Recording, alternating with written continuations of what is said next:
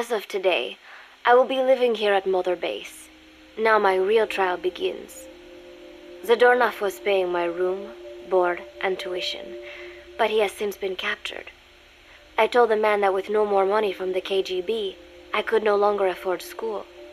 He bought my story, and when I said I would be willing to work, he took pity on me and let me stay.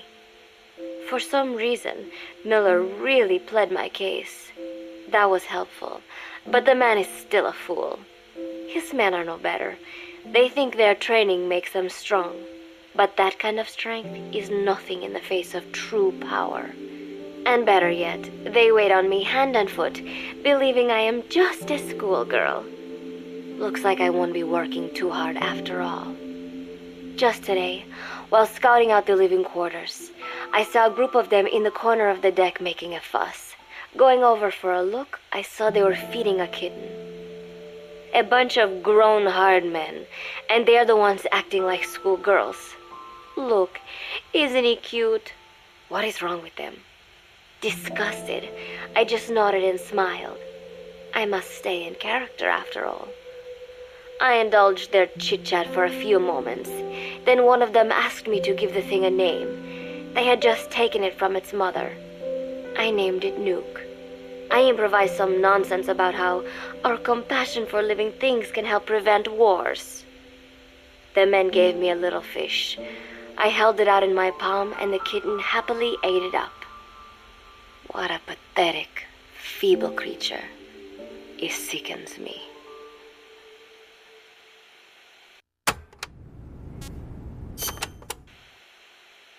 Today, Chico invited me to go fishing with the soldiers.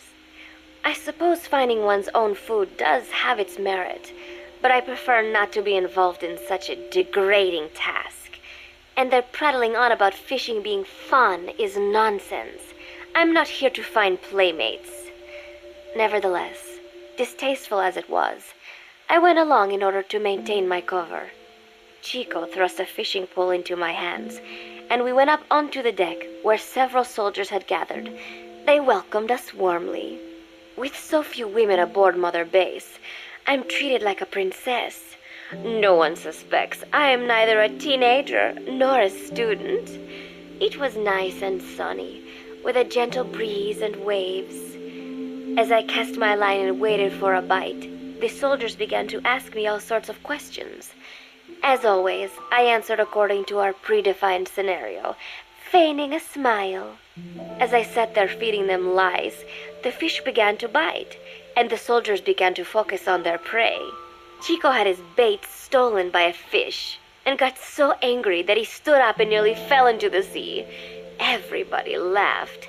It almost made me want to join in too. At some point, I got a bite myself. The instant after I felt that first gentle tug, the fish yanked the line with astonishing strength, and I let out a cry of surprise. I thought he was going to be huge. It was my first time fishing, and I was a bit flustered, so the soldier beside me helped by supporting the pole from behind. "Reel it in," they shouted. I nodded, turning the handle as fast as I could. I wondered what kind of fish lived below the surface, and thought back to the deep sea dives I had to do as part of training. Those were difficult days, but I remember finding the multicolored fish gliding through the water incredibly soothing. After a hard fight, I pulled it up. To my surprise, it wasn't even half a vara, rather anticlimactic. But I wasn't doing it for fun, so I wasn't the least bit disappointed. Nook was hovering nearby with an expectant look on his face, so I gave the fish to him. All in all, a thoroughly wasted day.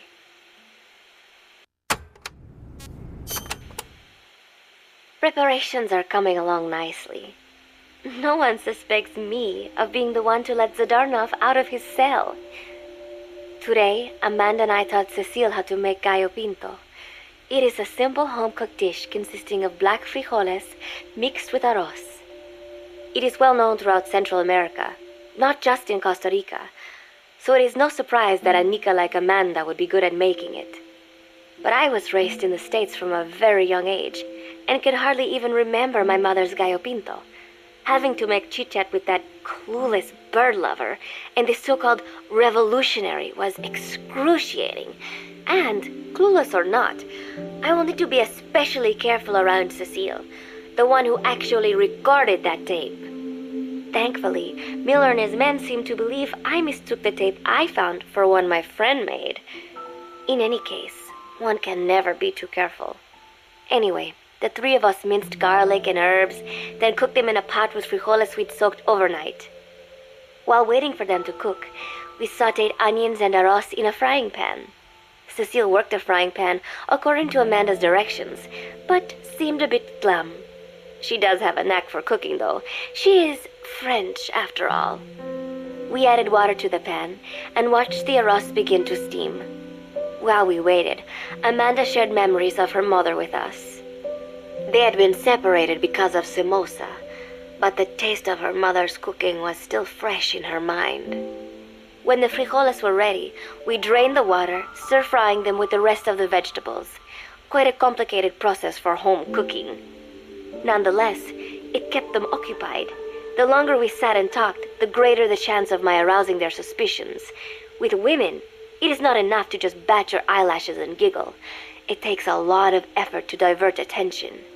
When the arroz was done cooking, we folded it into the frijoles and added salsa, stirring the mixture as it simmered. At this point, for some reason, the conversation turned to romance. Why does it have to be that way whenever women get together and chat?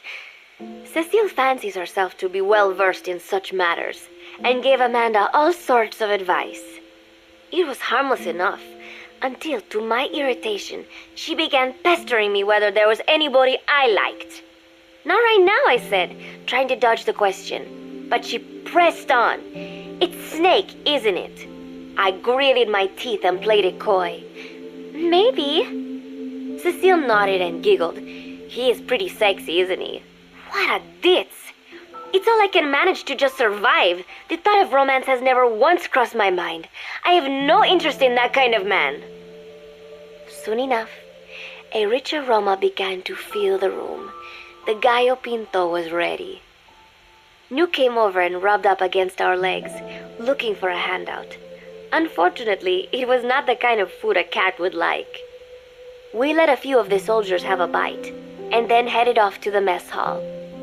The home-cooked flavor we'd achieved was a big hit with the men of MSF. Not that we are trying to impress them or anything. Even I could manage a dish like that. Snake enjoyed it too. Let me make this absolutely clear. I have no interest in that man.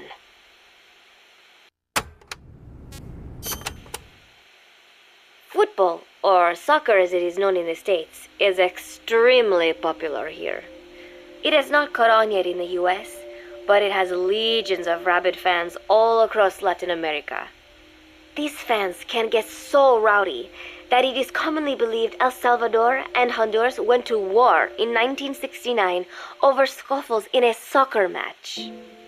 In reality, tensions between the two countries were already high. The match was merely one of the sparks that set them off. But these people are so passionate about this sport that the story seems plausible. Predictably, many of the soldiers here are fans.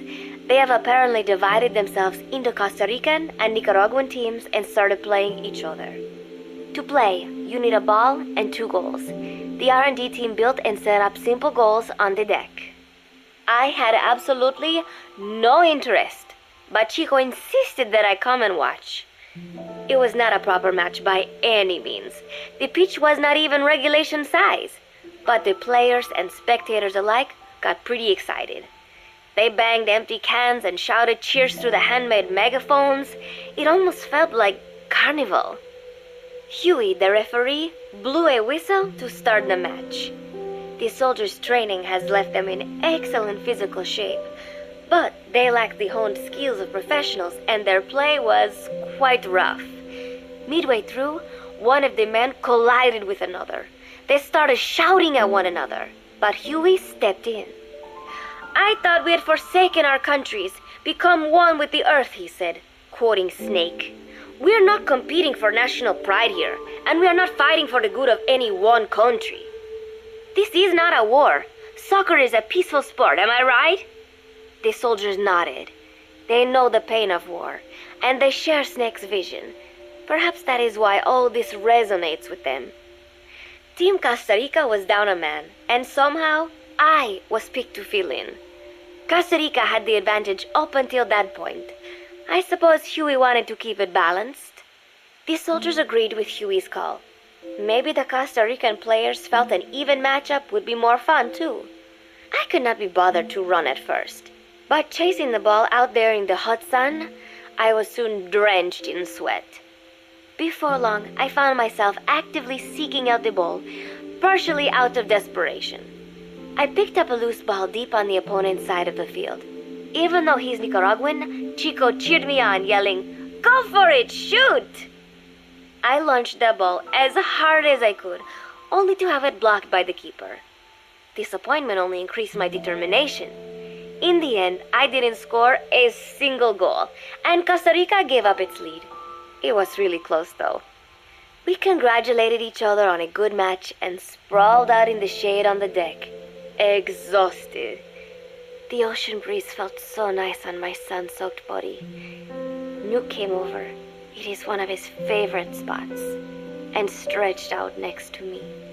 And together, we watched fluffy white clouds drift lazily across the clear blue sky.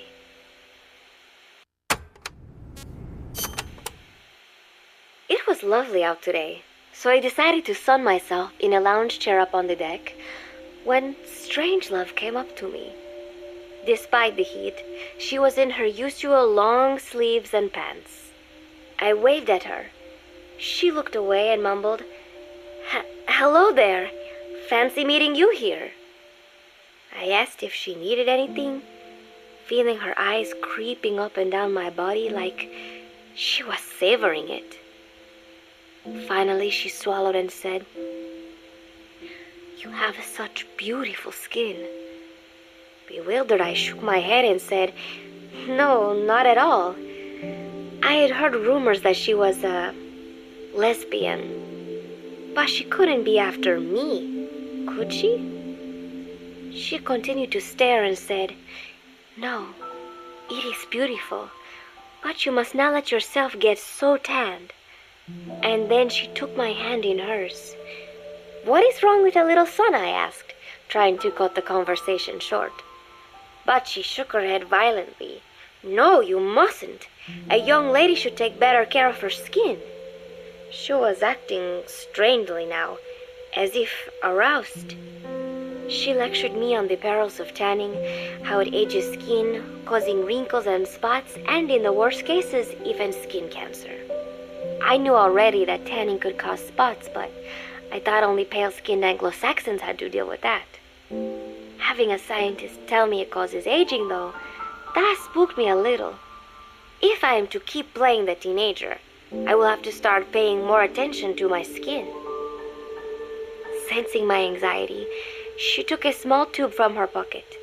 She said it was the sunscreen she always used. She told me to keep it. I didn't know what to say. I was more than happy to take it, but exactly what were her intentions? Was she merely being nice? Or is she really into me? Either way, there was no reason to refuse, I suppose. I have undergone training. An out-of-shape woman does not pose any real threat to me. Having power means not being afraid. It is the same on a global scale. A country with nukes can dictate terms to a country without them. I thanked her and took the tube. Then she offered to put some on for me.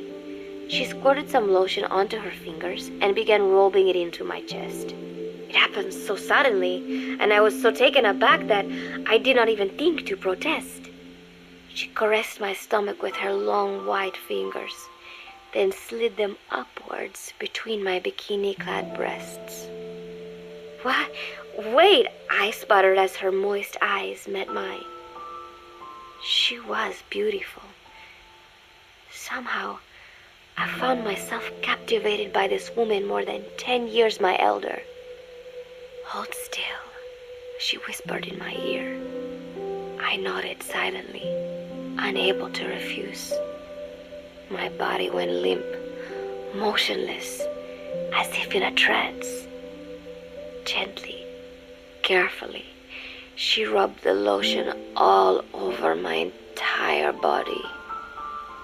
I shouldn't have enjoyed it, and yet I could not help myself.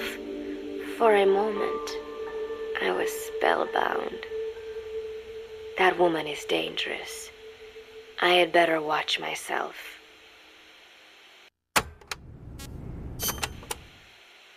Protecting one's health is an important part of any agent's job. But despite my best efforts, I have caught a cold. Now that I think about it, Mother Base's numbers are on the rise, with soldiers coming from all different places and backgrounds. It is no wonder then that sooner or later someone would bring in a virus. That said, what I have got is just a common cold. The medical team said I'd need a few days rest, so I've been restricted to my room and put on bed rest. I thought I'd gotten used to not having anyone around to relate to, but at times like these, being alone is just miserable. All I could do is lay there and stroke Nook's back, trying to take my mind off how bad I felt. Nook just sat there, not making a sound. But I did have visitors. Amanda and Chico, Huey, Cecile, Miller, and a few of the soldiers I've become relatively close to.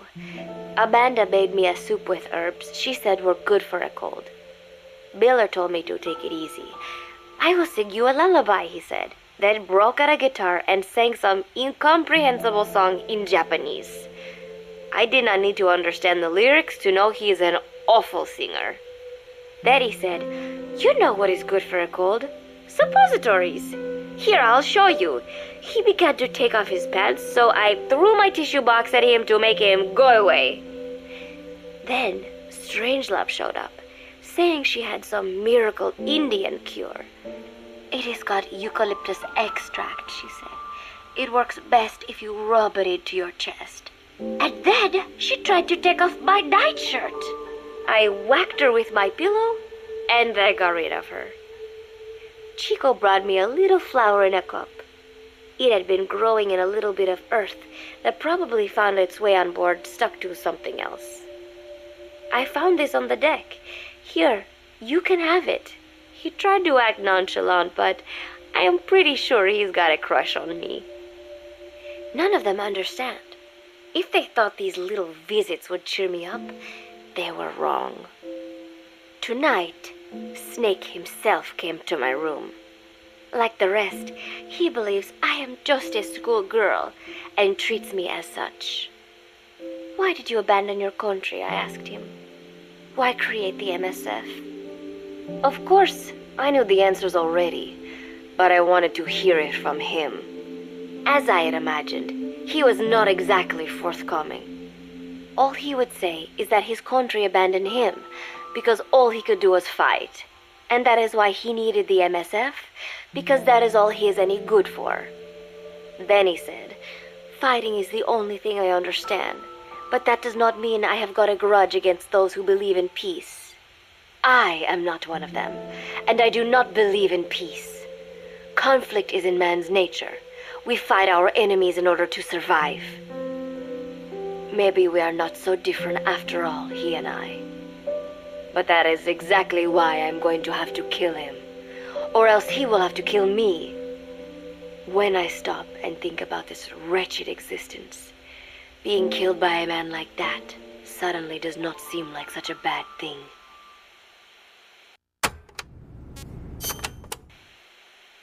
Every month, Mother Base throws a party for all the soldiers whose birthdays fall in that month. There is something strange about a military organization having parties. Really though, it is just an excuse to drink and make noise. It is not easy to get alcohol in a fortress in the middle of the ocean. Most days they are training from dawn till dusk. They do not have time for things like drinking. That is why Snake and Miller came up with the idea, to give everyone a chance to let loose. Obviously, a bunch of boors like that are not going to bother with blowing out candles on a cake. Rather, they sit there in a cloud of cigarette smoke, drink beer, eat meat, tell tasteless jokes, and swap crude insults about one another's hometowns. but it hardly ever breaks out into something serious. They talk up a storm, but they're just having fun. It is funny. You have got members of FSLN rubbing shoulders with the UCLAs, people who once would have considered the other mortal enemies. I wonder if that is what makes Big Boss so popular. In leaving their countries behind, they leave their hatred for other countries too. Miller seemed a little protective of me. Hope they're not being too crude, he said. But soon enough, he too was drunk. He yelled, "Come here and take a look at the real Kazuhira Miller," then dropped his pants and mooned everybody. The other soldiers burst out laughing. I have never seen such a crude, ridiculous party before. And yet, all these people, laughing and acting the fool. Is this what they call peace? For some reason, I began to think about all that has happened since I came here. Fishing with Chico, cooking with Amanda and Cecile, playing soccer, having visitors when I caught a cold. When I stop and think about it, my time here has been the most peaceful of my life. But that is about to end. I cannot imagine he will be willing to negotiate. It seems I am to fight the legendary Big Boss. I do not know if I'll be able to beat him, but if I have to choose between death and defying Cypher, I will gladly choose death. The thought of dying does not scare me, but if I disobey my orders, the fear and despair awaiting me will be far worse than anything I can imagine. It was Cypher who took me in as an orphan, gave me food and a place to live. His orders may have been unreasonable, but I will never repay my debt entirely.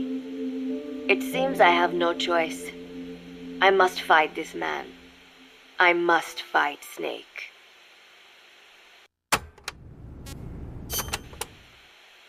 Do you know Miller, Snake's right-hand man? Apparently has got at least one serious weakness. He is an insatiable womanizer. He does not bother me, most likely because he considers teenagers off-limits. But he has hit on every single one of the few female soldiers here at Mother Base. They ought to be telling him where to stick it, but end up falling for it so easily. I think some of it stems from the fact that he is actually not that bad looking. Anyway, today, that nasty habit got him in trouble. He and Snake got into one of their rare fights, and I was there to see it. They burst out of the showers, completely naked, trading punches. I am no child. The sight of a naked man does not make me blush, but this was something else. "Maybe this'll teach you," Snake yelled as he slammed his fists into Miller's chest.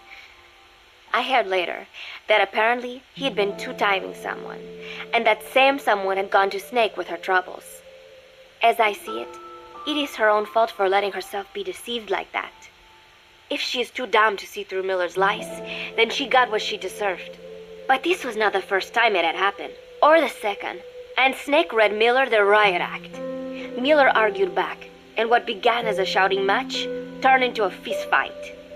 "You son of a bitch," Miller yelled as he swung. "Not bad," said Snake, smiling, "but not good enough." And then he was back on the offensive. They had already been at it pretty hard in the showers, and their bodies were covered with bruises. Both of these men had been trained for war, their bodies deadly weapons. They were each bleeding from a dozen places. All this from a fist fight. Even so, it was far less gruesome than if they had given it their all. It was obvious that one of them would be dead were they fighting for real. Miller took another swing, yelling, "Try this then!" Snake parried, then responded in kind, but I could tell he was not aiming for anything vital. "You are one tough bastard, boss," Miller muttered. A smile crept across his face as he caught his breath. And then they went right on fighting. Blood and sweat flew off their glistening bodies. It was combat without hatred or hostile intent. I had never seen violence like this before. And yet, it was more than just a friendly tussle. They were utilizing every technique they knew. It was not a sporting match. They were not playing by the rules. How could they keep this up? At last the two men tired themselves out, and the bizarre scene came to an end. They looked at each other's battered bodies, and then burst out laughing, embracing and congratulating each other on a good fight. It all seemed so idiotic. I still cannot fathom such behavior. But somehow, I got the sense that for all his womanizing, Miller really only trusted one person, and that was Snake. There was no way I could ever come between the two of them, and at that thought, I began to feel as if I had lost.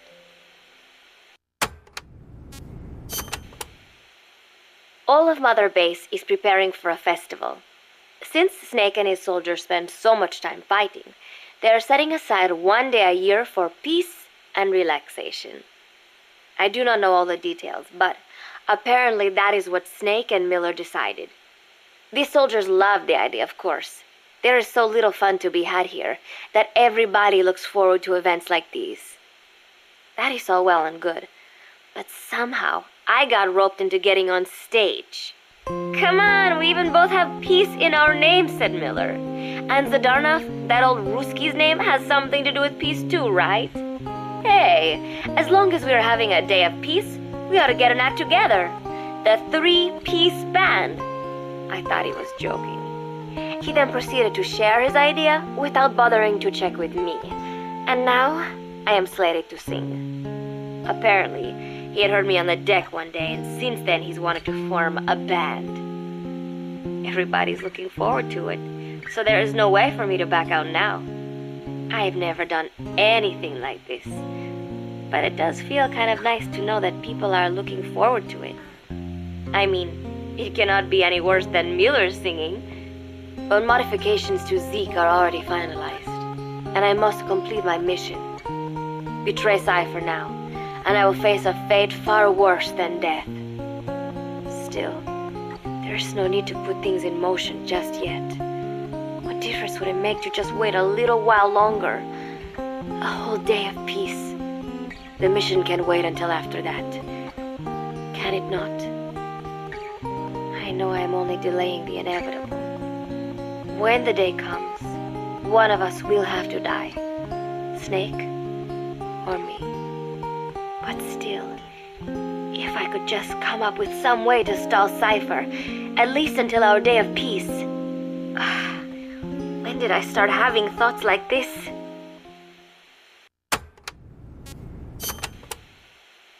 My cover is blown.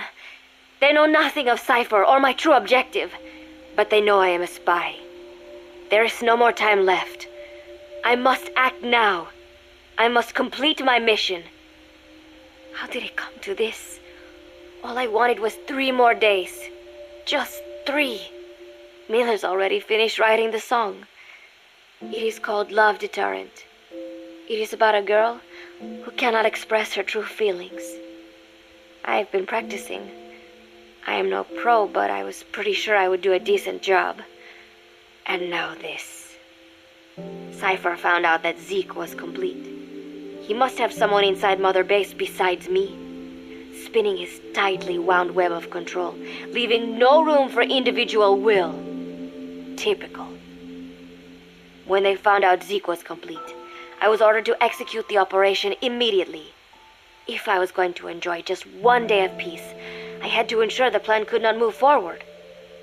I tried to sabotage Zeke. I thought by damaging the drive system, they would have no choice but to delay their plans. I waited until midnight, and then snuck into the hangar.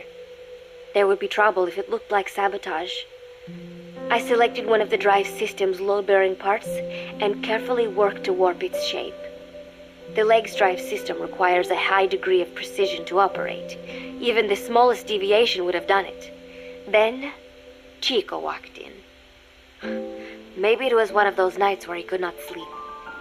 In any case, he saw me, panicked, and took off running. It would have been easy to kill him, but I could not. I know he likes me. It is not as if I would ever have an interest in a child like him, but I could not pull the trigger. Not at him, not in the back. Will he tell them? Or is there a chance he will keep it a secret? Protect me? No. He knows now. knows I am not who he thought I was. He ran without even questioning what I was doing. There is no chance he does not know.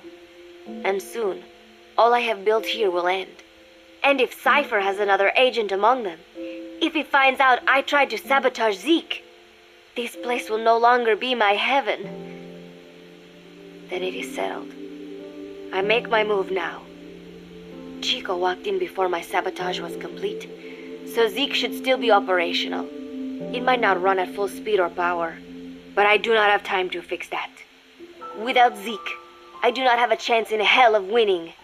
I must act fast before Chico sounds the alarm. I knew it would come to this. I just did not think it would be so soon. It is time, Zeke. Metal Gear Zeke. Activate.